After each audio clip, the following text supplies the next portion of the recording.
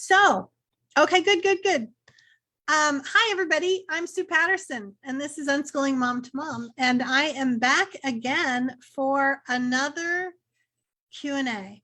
So my unschooling group and also across different platforms for social media, I have something called a Q for Sue. It's a form that you can send your questions in, and people have been sending them in. And so I'm going to do about 30 minutes, and I'm going to talk about a few of the questions that have come in.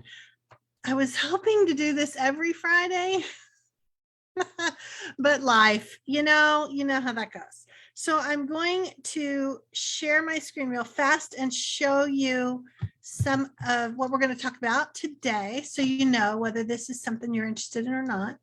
So we're going to talk about talking to kids about unschooling. We're going to talk about unschooling and neurodivergent kids. We're going to talk about what about kindergarten and finding the locals. So I don't know whether if we're new meeting each other. Hello. My kids are grown. They are 33, 31, and 27. No, 28. And I am just here to share how unschooling works. It worked for us, and it can work for you too. And so a lot of questions come in, especially in the past couple of years, where school has taken all kinds of a different approach. They've had to, and people have gotten to see, oh, I maybe can do this. And so they were kind of launched into this homeschooling path. And then after that, then they're like, wait a minute, now I have a couple of questions. And so what I would like to do is to keep coming back and answering questions that come. If you send your question to Q for Sue, and I'll show you where at the end how you can do that. And I'll also put it in the comments, a direct link. What you'll get is immediately the new system is that you'll get resource links pretty quickly. You'll be able to check, yeah, I want to know about legal. Yeah, I want to know about teens. Yeah, I want to know about socialization, whatever is your question. You can click as many as you want, and we'll get you a bunch of links that will help answer some of those questions and just let you dive a little bit deeper. And then on this, sometimes it'll be at a podcast, sometimes it will be here at YouTube or at the Facebook group, whichever one. And you'll be able to get answers to some of the questions that you send in. I can only do about 3 or 4 at a time, because then I'm like, okay. And the other thing about it is I am kind of, if you and I have crossed paths, you know that I can get kind of off on a tangent, or I can get off on a roll. So I have notes that keep me on track. So I've picked questions that are different from last week's question. Actually, it might have been 2 weeks ago. And I have some answers that I've kind of written out to keep me on track so that we spend our time together efficiently. So question number 1. Wendy asked, my question is more on how to explain unschooling to your child. She's 12 years old.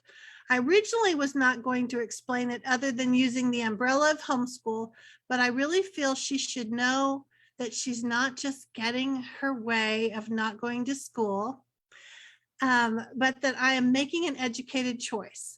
There's some background info I can give you if that helps. She has been off and on unofficially unschooling for a few years. Since the pandemic, it has been mostly unschooling. I've witnessed her thriving in many ways, and now that I know that it's not my imagination, that it's been good for her, I want to officially withdraw her from school. I just want her to understand that she has been doing this all along, and she is learning, but just differently. I also feel that if I label it unschooling, that will make school bad. And I don't want to make it seem like she failed at school or her friends who are in school are better or worse off than her. Sorry, this is long. I'm just trying to express my question without leaving out anything. It totally makes sense to me. And I really prefer kind of longer questions because it gives me a little bit more of an insight on what's going on with you. So I would say it to her just like you have here. She has been learning all along. So give her examples of where you see her progress, not just academically, but other ways too, like topics that she's wanted to know more about and she's gotten to dive into. And I understand not wanting to label school as bad. So just call it, that's just one way. And tell her there are multiple ways for people to learn. Some people like to watch videos, others like to go places and explore. Some like to talk to people and learn best like that. So you want to offer her more choices, more options than the one approved way that happens at school. The pandemic has showed you that she is so capable of finding out more things that interest her. And that's kind of what your role is going to be, to help with that as a tour guide or a resource finder or a person just to bounce ideas off of. Remind her that this is how adults learn all the time, and that she's just kind of getting a head start into diving into learning this way. Instead of the classroom, she has the whole world for a classroom. So the other part in there that I didn't write, but I just want to talk about is you mentioned not wanting to call it unschooling. And sometimes people see unschooling as like an anti-school, in your face kind of thing. And you don't have to use the word unschooling. You could just say, we're just doing an individualized learning program. You don't even have to call it homeschooling. You can just call it, we're just kind of learning as we go. So there's a lot of different options, and I can get you some links if you need to kind of unpack a little of that about unschooling. And then there was one other thing, and I did write, let's see where it is. That phrase in your question about that you feared she would think she is getting her way of not going to school, and what that would mean. So part of unschooling is partnering with your kids, hearing what it is that they want. It's not a power struggle. It's not the power struggle that we see so often with mainstream parenting. The truth is she is getting her way, and there's nothing wrong with that. Actually, mentioning that to her may help her see that this is a healthy way to approach things when something isn't working out. We can leave it and explore other options. So you're modeling this for her, that she gets to do this with an adult right there with her that loves her and listens to her and prioritizes her wants and needs. And so often society is telling us, don't let those kids think they're, getting away with something, or make sure they know who's boss and all that kind of stuff. It's not even relevant in unschooling, because we're prioritizing partnering.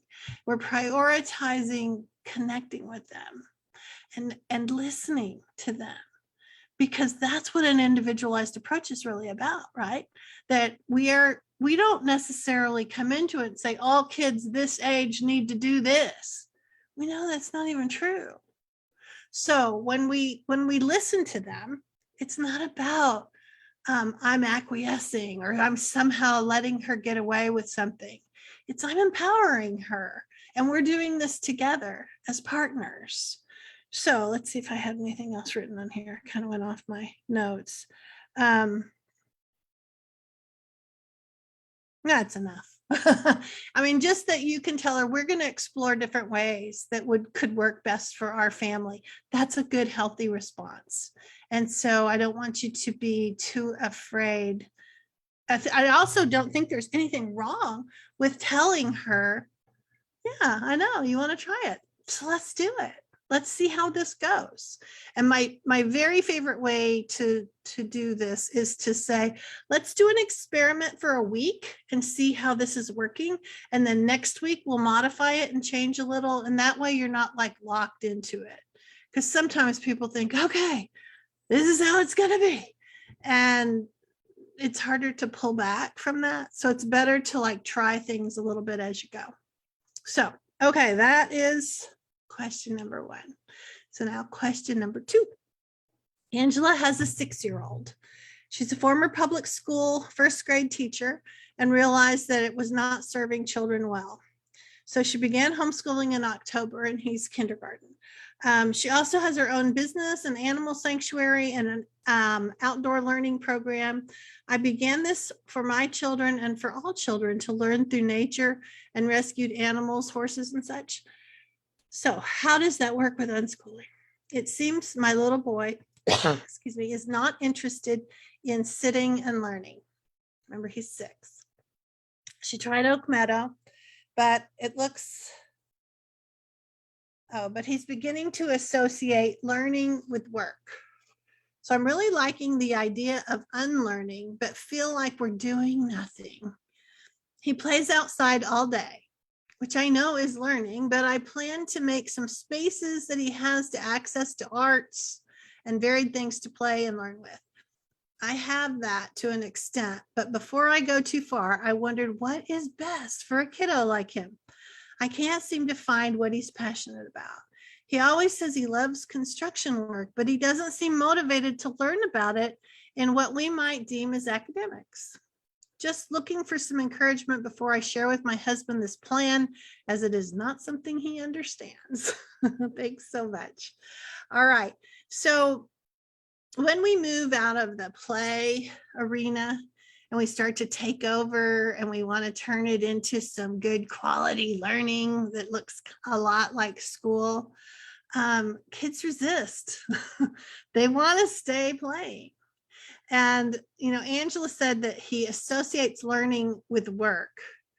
And that's what schools do, right?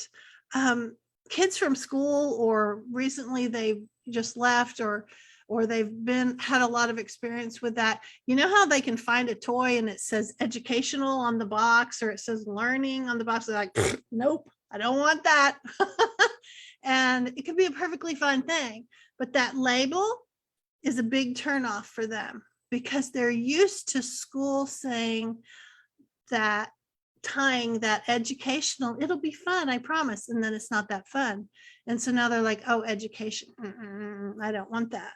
So I think that can sometimes happen with kids, especially if you're trying to turn his love of construction work into something academic.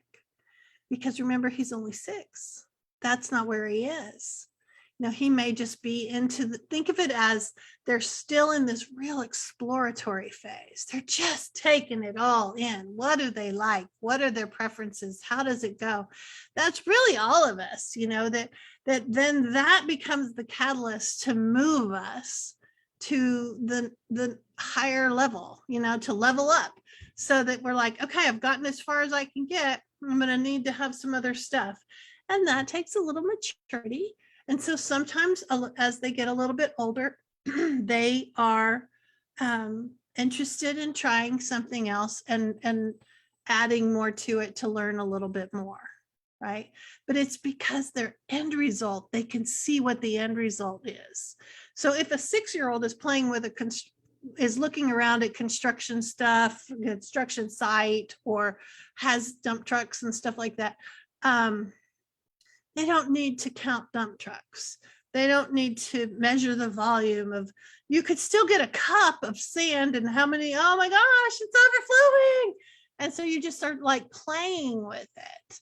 And that becomes this basis for knowledge for them later, that they'll be able to tap into like hooks for abstract concepts. Right now, they're not at that phase.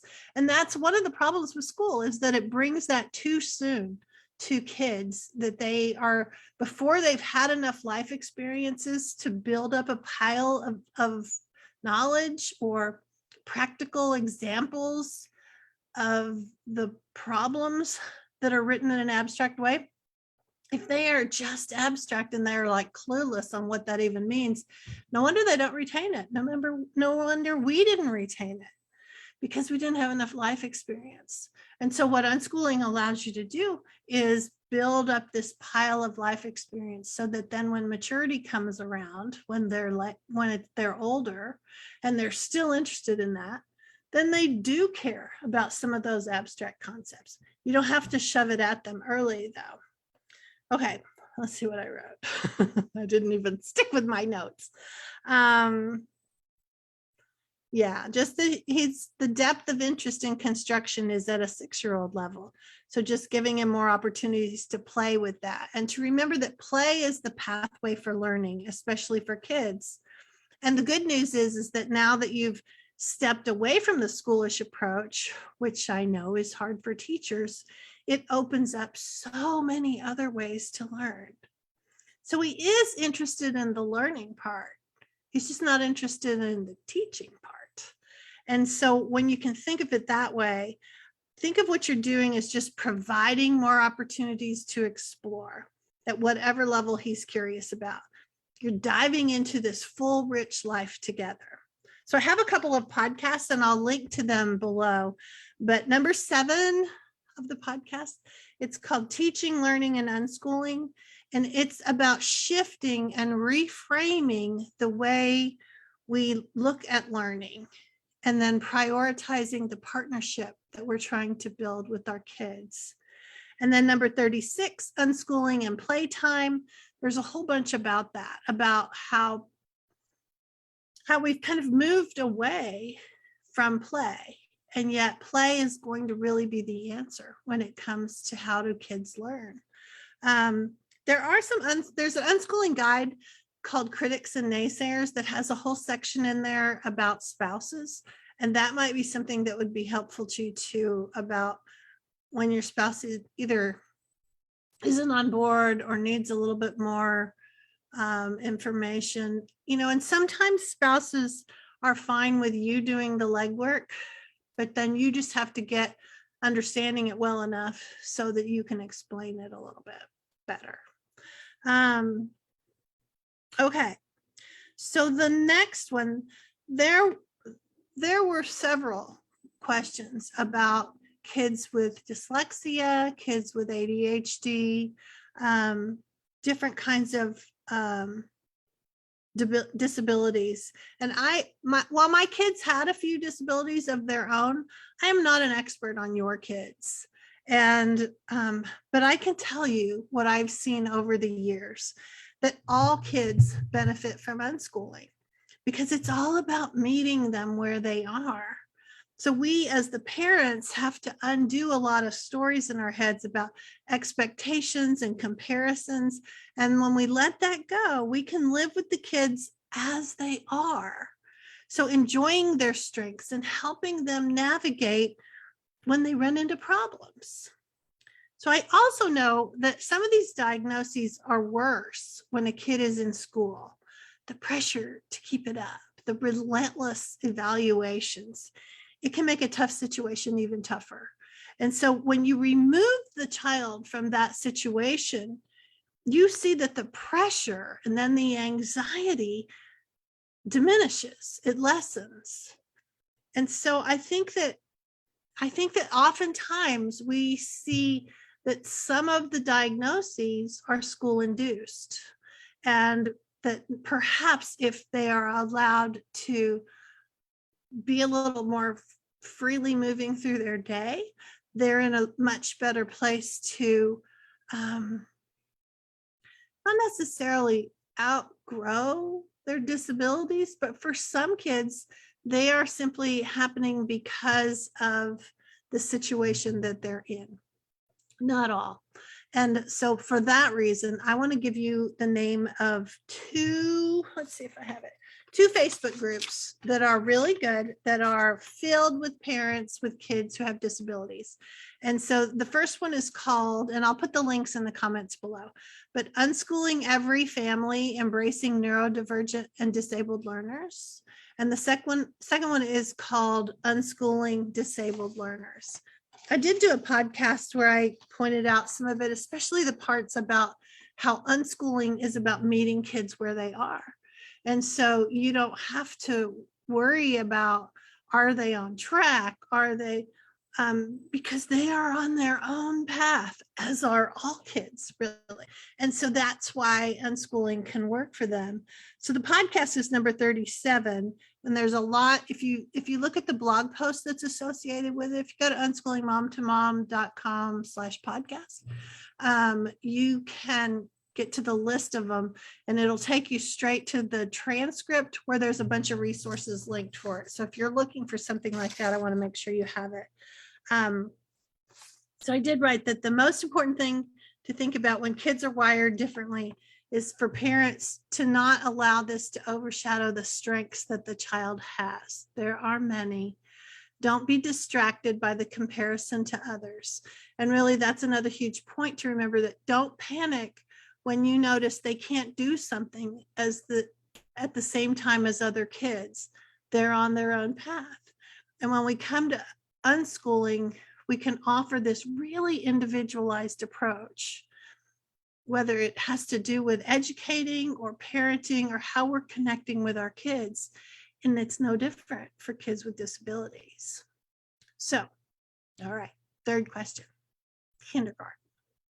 Debbie says, my oldest is kindergarten age. I enrolled her in a local charter halfway through the school year because I was feeling nervous about schooling her myself. However, I could immediately tell this was a mistake. It was too much work, and we'd be doing schoolwork all day long. She wasn't enjoying it. I was having to push and nag to get her to sit down with me. I'm making changes. However, what she does love about this school is the in-person classes they offer. She goes twice a week, and she just loves doing the activities they do and having the interaction with kids her age and making friends. I am looking for a place where I can find those classes for her, but where we're not beholden to someone else's curriculum and mandates. Also, that won't be expensive. I would really like to be part of a regular group, as I'm already feeling guilty about pulling away from friends that she's made there. We can't seem to find a place to stay for long. We live in Sacramento. So first, I want to say, sorry, I didn't mean to yell. First, I want to say that when we're new to something, it's really common to fall back on what's familiar when you get nervous. So that's why I always tell people to read and listen and watch about unschooling and deschooling. So we have the entire unschoolingmomtomom.com website that is full of resources for you. Okay, I lost where I was. But the point is, you need the information when you start to get nervous. So the other thing you also need is support, because we need knowledge and support to be successful. And so maybe you need support through local groups. And I'm going to show you in a second how to find those. Or maybe you just need online support. So I have a membership group that I can put the link for if you feel like that would be really nice to be able to talk with other parents a couple times a week. So that is part of it. But Debbie was asking where a kid 5 or 6 can find other places to make friends and do activities without all the negative requirements that a school system is going to put into place. So I did a podcast called Finding and Building Community, and it's number 27, and I'll link it.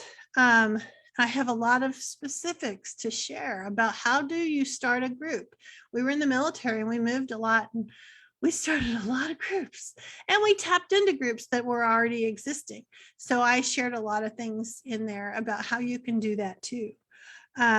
So you do want to tap into the local homeschooling groups, and it's okay if they're more eclectic and they're not all unschooling. I mean, you may have to step away when they start talking about curriculum. You may need to go check on your child at that point.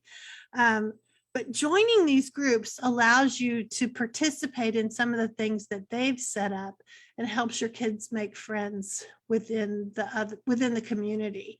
It also gives you an opportunity to toss an idea out that maybe some others would like to do it too.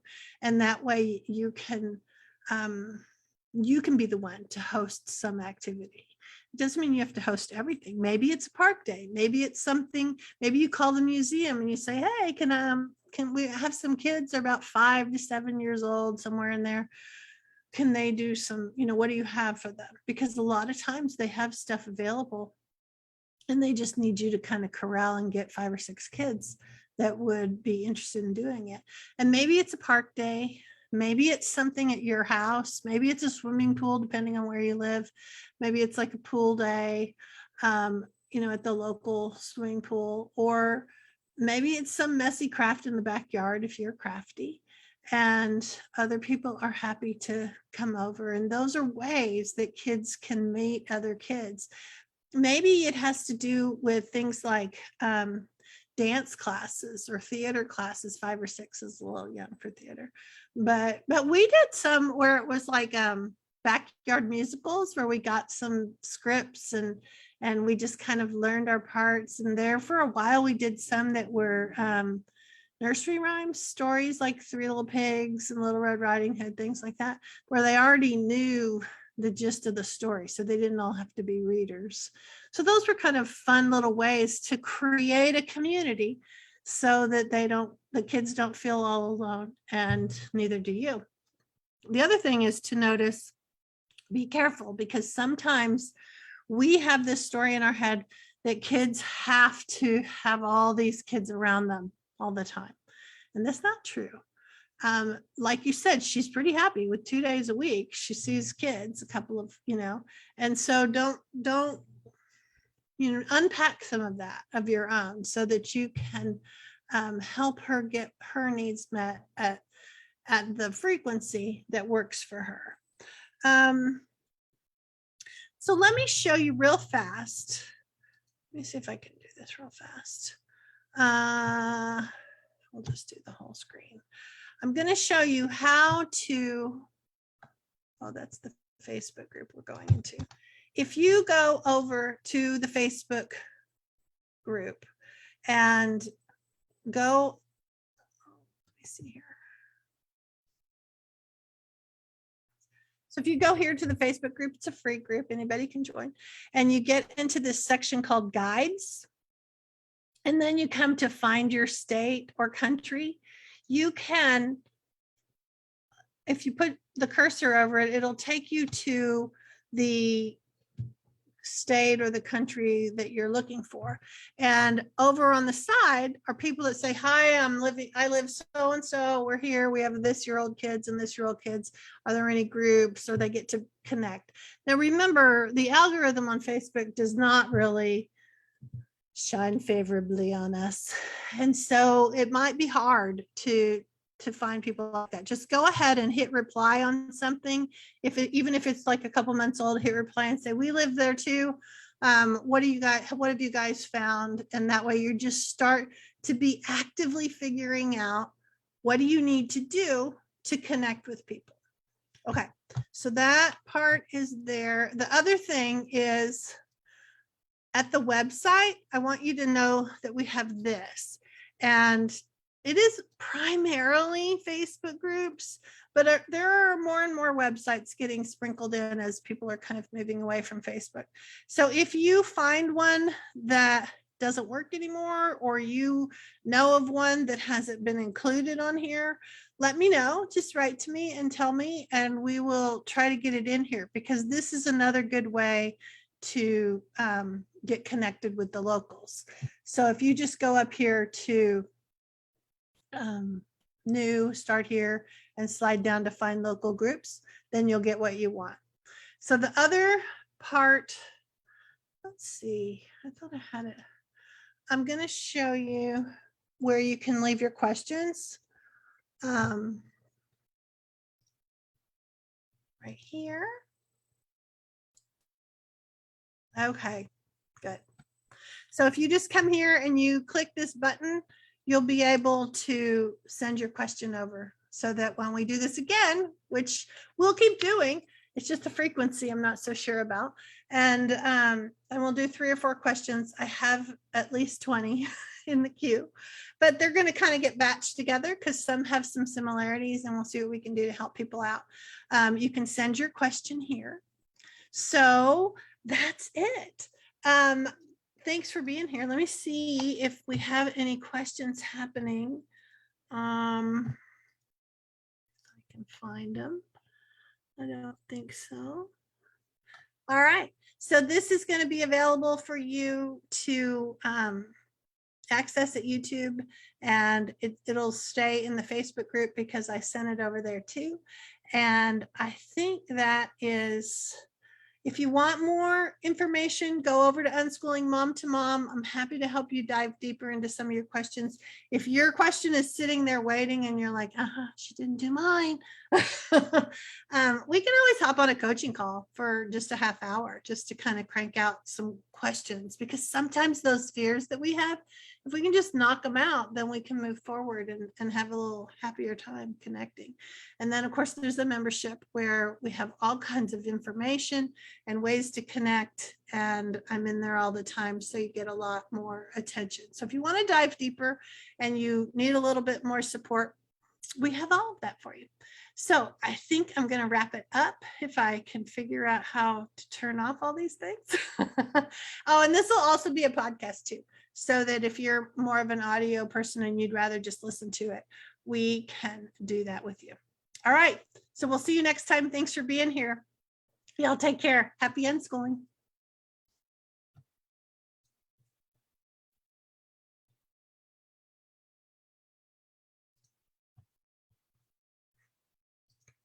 Places.